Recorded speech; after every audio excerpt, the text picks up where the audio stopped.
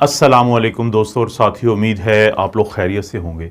वो तमाम लोग जो अपने जिस्मों में होने वाले ऐसे दर्द से परेशान हैं कि जिसके बारे में वो दवाइयाँ भी खाते हैं, उनके टेस्ट भी होते रहते हैं, लेकिन कोई समझ नहीं आती कि उनके जिस्म में ये दर्द किस वजह से है। तो ये वीडियो उनके लिए है। इस बीमारी को हम कहते हैं फाइब्रोमायल्जिया। फाइब्रोमायल्जिया का जो लफ्ज़ी मतलब है, फाइब्रो कहते हैं फाइब्रस टिश्यू को, माया कहते हैं माए का मतलब होता है मसल्स, और एल्जिया दर्द को।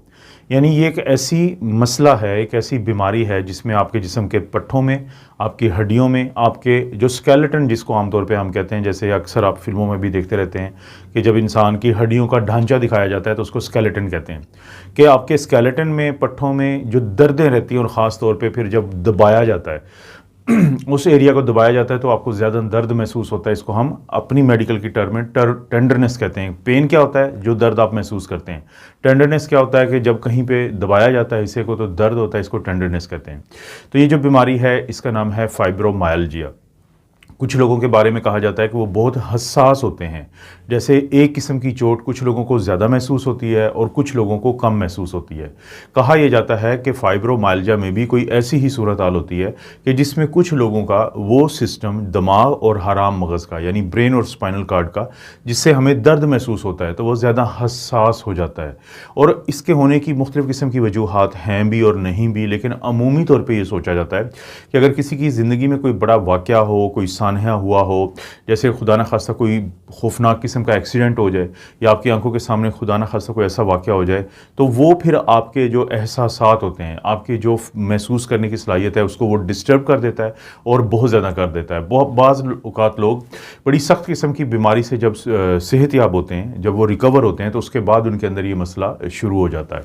कुछ फैमिलीज़ के अंदर एक से ज़्यादा लोगों को भी होता है, तो इसलिए कुछ लोग कहते हैं कि इसकी वजह जेनेटिक्स भी हो सकती है। लेकिन कोई एक वजह का बताना कि ये वो वजह हो सकती है मुश्किल है। लेकिन ये ज़रूर है कि कुछ लोग ज़्यादा हसास हो जाते हैं उस दर्द को, जो आम लोगों को शायद इतना महसूस नहीं होता, वो ज़्यादा महसूस करना शुरू कर देते हैं। और इस पूरी कंडीशन को हम फाइब्रोमायल्जिया कहते हैं। एक इंतहाई ज़बरदस्त मैं आपको यहाँ पे एक बात बताना चाहूँगा कि फाइब्रोमायल्जिया के बारे में कहा जाता है कि this is a diagnosis of exclusion.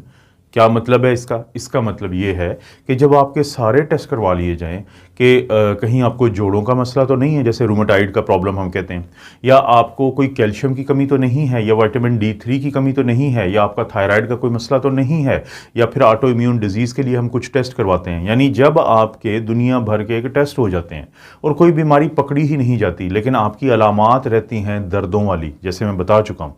और ये बार बार जो मैं दर्द की बात कर रहा हूँ, बात सिर्फ दर्द तक महदूद नहीं है, बल्कि एक तो सोने में मसला होता है, और फिर सोए हुए बार बार आपकी दर्द की वजह से आंख खुल जाती है, यानी फिर नींद का प्रॉब्लम है, जिसके नतीजे में फिर आप फटीग्ड रहते हैं, आप जो हैं वो थकावट का शिकार रहते हैं। यानी यहाँ तक देखें कि लोग, अगर कोई, हम आमतौर पे कहते हैं कि जी अपने 7 घंटे की नींद पूरी करें, लोग 10 घंटे के बाद भी उठ के कहते हैं कि ऐसे लग रहा है जैसे कि मैं सोया नहीं हूँ और मुझे थकावट बहुत ज़्यादा है। दिन भर के जो काम करने में फिर वो थकावट मसला बनाती है। आहिस्ता आहिस्ता इंसान की पर्सनैलिटी में चिड़चिड़ापन और याददाश्त जो है वो ख़राबी की तरफ जाती है। मूड जो है वो ख़राब हो जाता है, लोगों के साथ बात पे जो उलझना और लड़ना शुरू हो जाते हैं। तो ये जो पूरी सूरत हाल है, ये इस तरह की कॉम्प्लिकेशन की तरफ भी लेके जाती है। सिर्फ दर्दों की बात नहीं है, दर्दों की बात है, नींद की बात है, थकावट की बात है, मूड की ख़राबी की बात है, याददाश्त की बात है।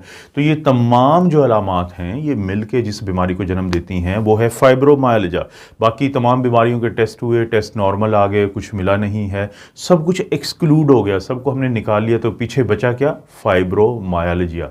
यही वजह है कि इसको कहते हैं डायग्नोसिस ऑफ एक्सक्लूजन। कोई एक टेस्ट इसका नहीं होता, लेकिन पहले कहा जाता था कि 12 से ज़्यादा ऐसे पॉइंट्स हैं कि जिनको दबाने, डॉक्टर चेक करते हुए दबाएगा, अगर आपको टेंडरनेस है तो आप फाइब्रोमायल्जिया है। लेकिन अब कहा जाता है कि 5 जिस्म के ऐसे हिस्से हैं जहां पे अगर ये दर्दें पाई जाएं और डॉक्टर आपको चेक करते हैं तो दबा के भी उनको पता चलता है, तो इसका मतलब है। और ये जो दर्द होता है ये डल एकिंग पेन, और डल एकिंग पेन का मतलब है कि ये रहेगा, ये नहीं होगा कि आपको कोई सुई चुभ रही है, बल्कि ये रहता है, आपको बस दर्द जो है उसका एहसास रहता है और शार्प नहीं होता ये।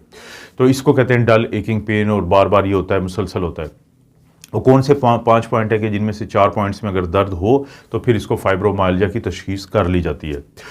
एक तो ये कि जैसे आप, ये मेरी लेफ़्ट साइड है, यानी मेरे लेफ़्ट जो शोल्डर है, अगर या फिर मेरा बाजू है, या मेरा ये जो लेफ़्ट साइड का जबड़ा है, अगर इधर दर्द है या फिर मेरे जो राइट साइड पे भी अगर शोल्डर यानी कंधा, ये बाजू और ये जो जबड़ा है यहाँ पे दर्द है, या फिर मेरी जो लेफ़्ट साइड के ही कूल्हे की हम बात करें, बट्स की बात करें और लेग्स की बात करें यानी कि टांगों की, अगर वहाँ पे दर्द है।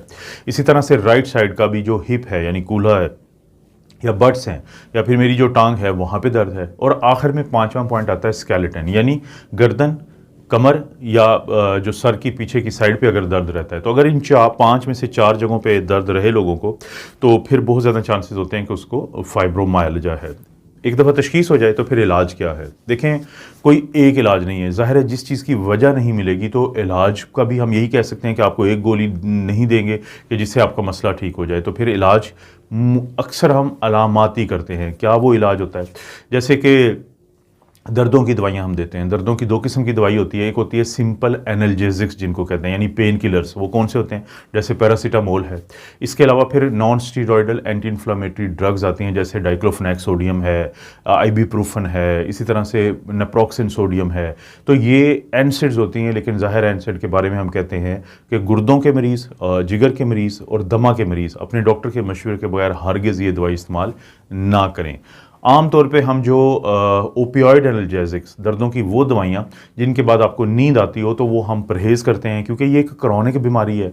एक ऐसी बीमारी है जिसने 2 दिन में तो जाना नहीं है। और अगर खुदा ना खास्ता आप किसी ऐसी दवाई के आदी हो गए जिसमें नींद का एलिमेंट हो तो आप नशे वाली साइड पे जा सकते हैं। तो ओपियोइड एनाल्जेसिक थोड़ा कम देते हैं।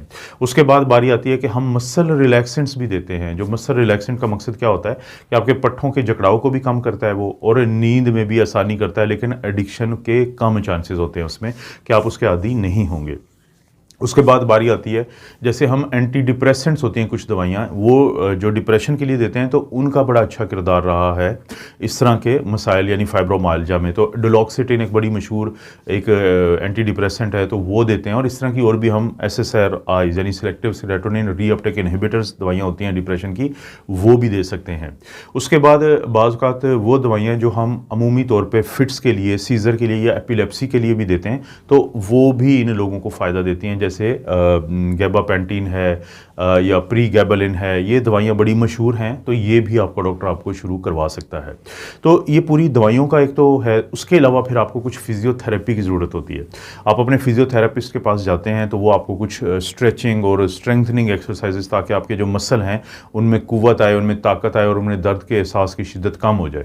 बाज़ औक़ात पानी में की जाने वाली एक्सरसाइजेस बहुत काम आती है इस तरह के लोगों को। और इसी तरह से बाज़ औक़ात CBT कॉग्निटिव बिहेवियरल थेरेपी, जिसको साइकोथेरेपी भी कहते हैं, तो वो भी बहुत ज़्यादा अहम किरदार अदा करती है फाइब्रोमाइल्जिया के जो मरीज़ हैं उनकी बेहतरी में। तो फाइब्रोमाइल्जिया बहुत अरसे से लोग मुझे कहते थे कि आप इसके ऊपर वीडियो बनाएं। तो जब पिछले दिनों फिर मुझे अंदाज़ा हुआ कि ये काफ़ी लोगों को मसला है, बहुत सारे लोग जो है रब्ता करते हैं, ज़ाहिर है, तो उनको मुझे बताना पड़ता है, तो मैंने मुनासिब समझा कि इसके ऊपर मैं एक बाकायदा वीडियो बना देता हूँ। तो ये मुकम्मल है फाइब्रोमाइल्जिया के बारे में। आपको पता है कि मैं इस तरह की वीडियोस चैनल पे बनाता रहता हूँ, इसलिए आप इस वीडियो को भी लाइक करें, चैनल को सब्सक्राइब कर लें, ताकि नेक्स्ट टाइम कोई भी ऐसी वीडियो तो आपको फौरी पता चल जाए। और कोई वीडियो आपको लगता है कि किसी दोस्त को फ़ायदा दे सकती है, रिश्तेदार को फ़ायदा दे सकती है, तो जो आपके ग्रुप्स बने होते हैं, तो इसका जो लिंक है आप शेयर कर सकते हैं, तो इससे काफ़ी फ़ायदा होगा आप लोगों को भी और चैनल को भी। आप अपना और अपनी फैमिली का ख्याल रखें। अल्लाह ताला आपको और आपकी फैमिली को हर किस्म की बुराई, बीमारी और आजमाइश से महफूज रखें।